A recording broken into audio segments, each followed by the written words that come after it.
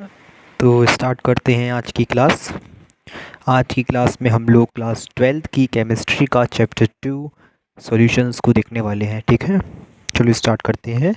A solution is a homogeneous mixture of two or more non reacting substances whose compositions varied within a particular limit. यानी कि solution homogeneous mixture होता है दो या दो से ज़्यादा नॉन रिएक्टिंग सब्सटेंसेस का। क्या मतलब है इसका? ऐसे सब्सटेंसेस जो कि इनिशियली रिएक्ट नहीं करते हैं, उन सब्सटेंसेस का ये होमोजेनियस मिक्सचर होता है। और जो सॉल्यूशंस जो होते हैं उनकी जो कंपोजिशन होती है, यानी कि जो उनकी जैसे कि मान लो मैं बात करता हूँ अगर शुगर सॉल्यूशन की, सॉल्ट सॉल्यूशन की, तो शुगर सॉल्यूशन में अगर मैं पानी के अंदर शुगर डालता हूँ, वाटर के अंदर H2O के अंदर अगर मैं शुगर डालता हूँ और उसको मैं मिक्स करता हूँ, उसका मिक्सचर बनाता हूँ, तो मैं डिफाइन कर सकता हूँ उसको दो तरीके से। एक तो चीनी जो है, यानी कि शुगर जो है वो पूरी तरीके से घुल चुकी है, यानी कि मिक्स हो चुकी है, और दूसरी तरीके से यानी कि चीनी जो है वो कहीं ना कहीं रह गई है। तो एक तो होमोजेनियस मिक्सचर हो गया, एक हेटेरोजेनियस मिक्सचर हो गया, जो आप बचपन से पढ़ते आ रहे हैं, 9th 10th में पढ़ा होगा, 8th 9th में पढ़ा होगा आपने, 9th 10th वगैरह में, है ना। तो ऐसे ही इसकी जो कंपोजिशन होती है वो पर्टिकुलर लिमिट वेरी करती है, यानी कि कितना ज़्यादा मैंने किसी चीज़ को मिलाया है, यानी कि कंपोजिशन पे ही वेरीड करता है। तो अब बात करता हूँ मैं टाइप्स ऑफ सॉल्यूशन के बारे में। Solution is a homogeneous mixture of two or more substances. Binary solution क्या होते हैं? Consist of two components. Binary solution ऐसे सॉल्यूशन होते हैं जो दो कंपोनेंट से मिलकर के बनते हैं, जैसे कि सल्यूट एंड सॉल्वेंट। अब टर्नरी सॉल्यूशन क्या होते हैं? जो तीन कंपोनेंट से मिलकर के बनते हैं। क्वाटरनरी सॉल्यूशन क्या होते हैं? जो चार कंपोनेंट से मिलकर के बनते हैं, क्वाटरनरी। ओके, तो बाइनरी क्यों लिखा है यहाँ पर, क्वाटरनरी और टर्नरी क्यों नहीं लिखा? क्योंकि आप बाइनरी के बारे में ही डील करोगे, आप बाइनरी के बारे में ही पढ़ोगे। क्वाटरनरी और टर्नरी के बारे में आपको पढ़ना नहीं है, आपको सिर्फ और सिर्फ बाइनरी के बारे में ही पढ़ना है, ठीक है ना। तो बाइनरी सॉल्यूशन क्या है फिर? कंसिस्ट ऑफ टू और टू कंपोनेंट्स, सोल्यूट और सॉल्वेंट। सोल्यूट सॉल्वेंट क्या है फिर?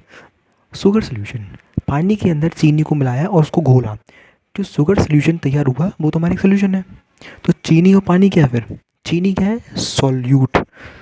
पानी क्या है? सॉल्वेंट। ऐसा क्यों? चीनी हमेशा कम मात्रा में डाली जाती है एज़ कम्पेयर टू पानी, पानी हमेशा ज़्यादा मात्रा में डाला जाता है। और जो चीज़ ज़्यादा मात्रा में हम लेते हैं सोल्यूशन बनाते वक्त, वो चीज़ आपकी सॉल्वेंट होती है, जो चीज़ कम मात्रा में लेते हैं वो चीज़ आपकी सॉल्यूट होती है। यानी कि इसका मतलब ये है कि सॉल्यूट और सॉल्वेंट को अगर मैं डिफाइन करूँ तो सॉल्यूट कम मात्रा वाला होता है और सॉल्वेंट ज़्यादा मात्रा वाला होता है। जी हाँ, बिल्कुल यही मतलब है। तो अब इसके टाइप्स में देखते हैं। जैसे कि मान लो गैस, अगर गैस के अंदर मैं मिक्स कर रहा हूँ, let's suppose to be gas in gas, का मतलब लिखा हुआ है कि अगर गैस के अंदर गैस है, यानी कि सॉल्वेंट भी गैस है, सोल्यूट भी गैस है, तो उसका एक एग्जांपल हो गया आपका एयर हो गया। एयर में आप देख सकते हो कि नाइट्रोजन भी है, ऑक्सीजन भी है, कार्बन डाइऑक्साइड भी है, बहुत सारी गैसेज है, पॉल्यूशंस है, बहुत सारी गैसेज है इसमें, है ना। तो इन सब गैसेज से ना क्या हो रहा है कि अलग अलग गैसेज जो हैं, जैसे कि मान लो नाइट्रोजन ऑक्सीजन मिक्स हो रही है तो वो एक नाइट्रोक्साइड यानी कुछ भी मान लो कंपाउंड बनाती है, तो नाइट्रोजन ऑक्सीजन जो दोनों गैस हैं तो एक गैस सॉल्यूशन बन रहा है। ऐसा एग्जांपल है गैस इन लिक्विड। तो कार्बन डाइऑक्साइड इन वाटर, यानी कि आप एरेटेड ड्रिंक्स यानी कि सोडा वाटर वगैरह को भी देख सकते हो कि लिक्विड के अंदर गैस भरी होती है। पेप्सी वगैरह, कोल्ड ड्रिंक वगैरह, थम्स अप वगैरह में देखा होगा आपने कि जब भी आप है ना उसकी जब ढक्कन को जब खोलते हो तो क्या होता है, बहुत ज़ोर की गैस निकलती है। इसके पीछे का रीज़न क्या है? इसके पीछे का रीज़न यही है। अब बात करते हैं लिक्विड एंड लिक्विड के बारे में। तो अल्कोहल इन वाटर एक एग्जांपल हो सकता है। लिक्विड एंड लिक्विड का एग्जांपल अल्कोहल इन वाटर, और या फिर आप इसको मिल्क भी कह सकते थे, क्योंकि मिल्क में जब हम पानी मिला देते हैं तो वो milk as a solvent and pani as a solute मिल जाता है।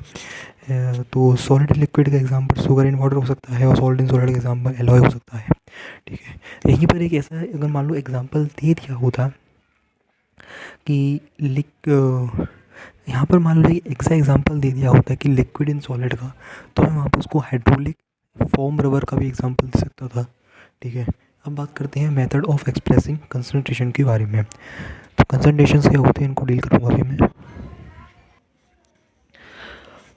हाँ, तो हम बात कर रहे थे मेथड्स ऑफ एक्सप्रेसिंग कंसंट्रेशन के बारे में।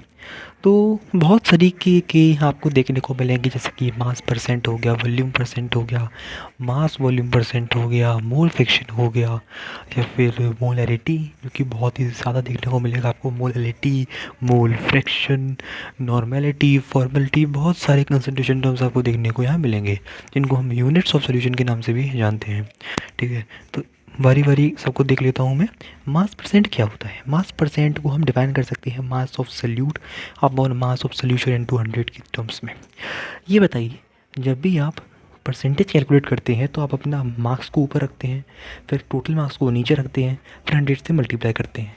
ठीक उसी तरीके से यहाँ पर हमने जिस भी सल्यूट का आपको मास कैलकुलेट करना है सोल्यूशन के अंदर, let's suppose to be sugar solution में मैं शुगर का मास कैलकुलेट करना चाहता हूँ, तो मैं क्या करूँगा, उस शुगर के मास को ऊपर रखूँगा। सॉरी मैं क्या बोल गया, शुगर सोल्यूशन में अगर मुझे शुगर का मास परसेंटेज कैलकुलेट करना है तो मैं क्या करूँगा, तो मैं शुगर के मास को ऊपर रख दूँगा और नीचे क्या करूँगा, डिनोमीटर में सोल्यूशन का मास रख दूँगा, शुगर सोल्यूशन का, और 100 से मल्टीप्लाई कर दूँगा। तो शुगर का मास परसेंट निकल करके आ जाएगा कि इतने सोल्यूशन में इतना शुगर पाया जा रहा है। इसका मतलब बेसिकली इतना है, फॉर्मूला इसका इतना होता है, mass of solute upon mass of solution into में 100। यही फॉर्मूला वॉल्यूम परसेंट का है, बस मास की जगह वॉल्यूम लग गया है। वो भी आप देख लो, volume of solute upon volume of solution into 100। Volume percent find करने का भी सेम फॉर्मूला है, बस वॉल्यूम लगा दो आप मास की जगह। मोल फ्रैक्शन में क्या है, मोल फ्रैक्शन क्या होता है भाई, तो मोल फ्रैक्शन होता है किसी भी सोल्यूशन में कितने नंबर ऑफ मोल्स के साथ चीज़ें जो है, यानी कि सब्सटेंसेस जो है वो पार्टिसिपेट कर रहे हैं, बस वही आपका मोल फ्रैक्शन है। मोल फ्रैक्शन को आप इस तरीके से डिफाइन कर सकते हो कि moles of component divided by total moles. ठीक है ना, इसको मैं मोल फ्रैक्शन को मैं काई से रिप्रेजेंट करता हूँ। लेट्स सपोज टू बी, अगर मुझे मोल फ्रैक्शन ऑफ सल्यूट निकालना है तो मैं क्या करूँगा, number of moles of solute को न्यूमरेटर में रखूँगा और डिनोमिनेटर में मैं क्या करूँगा, टोटल नंबर ऑफ मोल्स को रखूँगा, यानी कि number of moles of solute plus number of moles of solvent को रखूँगा और क्या करूँगा, और कैलकुलेट कर लूँगा। तो ये हम मोल फ्रैक्शन निकालने का तरीका होता है। हम बात करते हैं मोलैरिटी के बारे में। तो मोलैरिटी कैसे निकालते हैं, तो मोलैरिटी निकालने का फॉर्मूला होता है moles of solute upon volume of solution in litre. याद रखना, मोलैरिटी को हमेशा हम लीटर में ही लेते हैं। मोलैलिटी क्या होता है, तो मोलैलिटी यानी कि moles of solute upon mass of solvent, और मास ऑफ सॉल्वेंट को हमेशा हम केजी में ही लेते हैं, याद रखना। तो मोलैलिटी और मोलैलिटी में कितना फ़र्क है, कि फ़र्क इतना है कि मोलैलिटी में वॉल्यूम आ जाता है, मोलैलिटी में मास आता है। और वॉल्यूम किसी भी चीज़ का कैलकुलेट करना आसान होता है एज़ कम्पेयर टू उसका मास निकालना या फिर काफ़ी चीज़ें करना। ठीक है ना, क्योंकि वॉल्यूम हम उसका किसी भी चीज़ का लेंथ का क्यूब करके भी निकाल सकते हैं बहुत से तरीक़ों से। मोलैरिटी जो है मोस्ट ईजी और अच्छी मानी जाती है, मतलब 6-7 यूनिट ऑफ सोल्यूशन है यानी कंसंट्रेशन टर्म्स हैं, उनमें मोलैरिटी जो है वो मोस्ट प्रिफर्ड मानी जाती है। इसके पीछे का रीज़न ये है कि इसमें हम वॉल्यूम को कैलकुलेट करते हैं। ठीक है, और नंबर ऑफ मोल्स और वॉल्यूम निकालना काफ़ी ज़्यादा आसान होता है, इसलिए मोलैरिटी बहुत ज़्यादा मतलब ठीक मानी जाती है। ये चीज़ आपको पता होनी चाहिए। और मोलैरिटी जो होती है उसमें फॉर्मूले में वॉल्यूम आता है, और वॉल्यूम जो होता है वो टेम्परेचर की डायरेक्टली प्रोपोर्शनल होता है, इसलिए मोलैरिटी जो होती है वो टेम्परेचर की इन्वर्सली प्रोपोर्शनल होती है, क्योंकि वॉल्यूम के मोलैरिटी इन्वर्सली प्रोपोर्शनल है। ठीक है, अब बात करते हैं हम मोलैलिटी के बारे में। बात हो चुकी है, बात करते हैं नॉर्मेलिटी के बारे में। तो नॉर्मेलिटी को हम grams equivalent of solute divided by volume of solution के टर्म्स में, वॉल्यूम इन लीटर के टर्म्स में हम कह सकते हैं, वॉल्यूम सोल्यूशन इन लीटर के टर्म्स में। नॉर्मेलिटी और जो आपका मोलैलिटी है वो कुछ डिफरेंट नहीं है, बस फर्क इतना आ गया है कि मोलैलिटी में आपने नंबर ऑफ मोल्स को लिया था सल्यूट की, और नॉर्मेलिटी में आप ग्राम्स इक्विवेलेंट वेट को लोगे सल्यूट की। ठीक है, और ग्राम्स इक्विवेलेंट वेट निकालने का आपको तरीका भी पता होना चाहिए, पता होगा।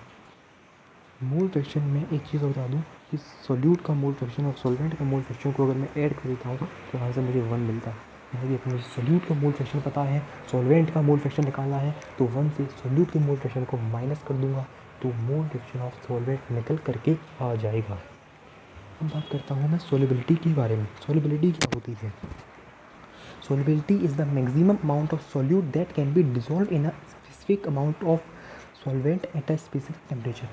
एक स्पेसिफिक टेम्परेचर पे स्पेसिफिक अमाउंट ऑफ सॉल्वेंट में मैक्सिमम अमाउंट ऑफ सॉल्यूट को मैं डिसॉल्व करता हूँ, तो वो solubility. For solids and liquid, अगर लिक्विड के अंदर मैं सॉलिड की बात करता हूँ तो सॉल्युबिलिटी हमेशा बढ़ती है टेम्परेचर के साथ, यानी कि सॉल्युबिलिटी जो है टेम्परेचर के डायरेक्टली प्रोपोर्शनल है। टेम्परेचर बढ़ेगा तो सॉल्युबिलिटी बढ़ेगी, सॉल्युबिलिटी घटेगी तो टेम्परेचर भी घटेगा। जब सॉलिड एंड लिक्विड की बात होती है क्यों, जनरली है, ठीक है ना, इसके पीछे रीज़न है। तो सॉलिड से लिक्विड की बात करता हूँ तो रिएक्शन दो तरीक़ों से होती है, exothermic reaction, endothermic reaction. Temperature बढ़ा रहा हूँ, अगर एक्सोथर्मिक रिएक्शन है यानी कि हीट का निकलना, और मैं नीचे से टेम्परेचर बढ़ा रहा हूँ, ऊपर से हीट निकल रही है, नेगेटिव प्रोसेस हो गई। जो काम मैं कर रहा हूँ वो काम मेरा हो नहीं पा रहा है। लेकिन अगर मैं किसी भी कंटेनर का हीट को बढ़ाता हूँ, टेम्परेचर को बढ़ाता हूँ नीचे से, ऊपर से हीट निकल रही है, तो क्या मतलब है, कोई का मतलब है क्या, नहीं, नेगेटिव प्रोसेस हो गई है। मैं जो काम करना चाह रहा हूँ वो काम नहीं हो पा रहा है, तो ये घटेगी सॉल्युबिलिटी। वहीं अगर मैं बात करता हूँ किसके बारे में, एंडोथर्मिक रिएक्शन के बारे में, तो एंडोथर्मिक रिएक्शन का मतलब होता है हीट इन, यानी कि हीट का अंदर आना। अब मैं टेम्परेचर बढ़ा रहा हूँ, हीट अंदर आ रही है, तो ये पॉजिटिव प्रोसेस है। जो काम मैं कर रहा हूँ मेरे पॉजिटिवली वही काम हो रहा है, पॉजिटिवली नहीं हो रहा है।